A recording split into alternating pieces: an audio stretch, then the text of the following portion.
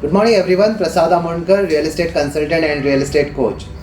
Now you just Google today and the first thing what comes to your mind is searching on coronavirus current problem. Or even if you don't want to search, people will send you information. And there is a panic, or sometimes we call it as prevention. And so many things which is happening around us, but everything is revolves around one particular problem, which is a very serious problem. Now in this scenario, as a realtor, as a real estate agent, as a broker, what is that you can do? Now, nobody will give you salary, nobody will pay you anything if you are sitting at home, right? You need to go out and do your business. You need to go out, make those sites, do some phone calls, meet customers, show them properties, see some properties, collect inventory, and then finally make a deal. Already the situation is wherein you are going through so many challenges. This is one of the challenge. The problem what happens is, when we have some problem, we do not write the solution of it. What happens around is we start thinking, we start panicking, when we start thinking of what is next, what is going to happen. Or instead of that, if we decide what am I going to do, this 1 2 3 4, the first thing what you can do is you can take a piece of paper, you can take your diary and start writing how you were functioning as a realtor when such challenge was not there. Now this is a massive challenge. Now before that there were many challenges, but there were small challenges which was related to your business. Now this is something unrelated to your business. This is unavoidable. You have no control on it. Now write down the points wherein how you used to function when there were challenges. For example, you used to go for site visits, used to make those phone calls, you used to meet people, and in a day you used to kind of have one productive time, maybe 3 hours or 4 hours. That is where you actually used to meet people or have that productive time. Now during that period you must have done certain things which you could have replaced yourself with, either with technology or with another human being, another person or colleague or associate or a staff. Now in this case you cannot replace yourself with another associate or a colleague or a staff, because you are taking everyone's life at risk. You are putting everyone's life at risk. Now in this situation, for a realtor, what you can do is you can replace certain things of your daily schedule. For example, if you are doing some site visits which is mandatory, if a client has called you to look for an apartment, he is going to show you one apartment, he either arranges a key for you which is kept at one place, or you go there, you meet him just one to one maybe, and then you have those pictures with you. During this time you can have video of the entire site, like you are going to see one property, let's say in Sonata, in Miramar.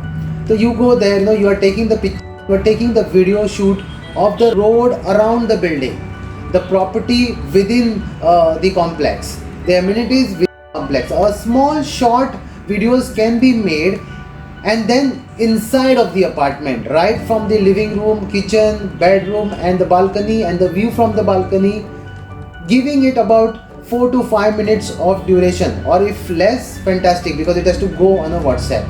So once that is done, you must have a good phone with a good clarity of a camera. If this, I know it's not very expensive as well in the market.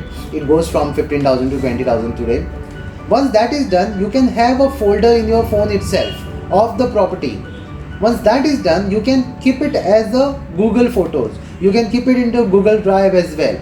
And when any site visit is required, suppose you have a client coming from Bombay, and that is not going to stop, or anybody getting relocated to Goa, that's not going to stop. There will be a drop, but of course not to that extent that everything will stop here. So someone is coming to Goa from Bombay, Bangalore, Pune, Delhi, whatever it is.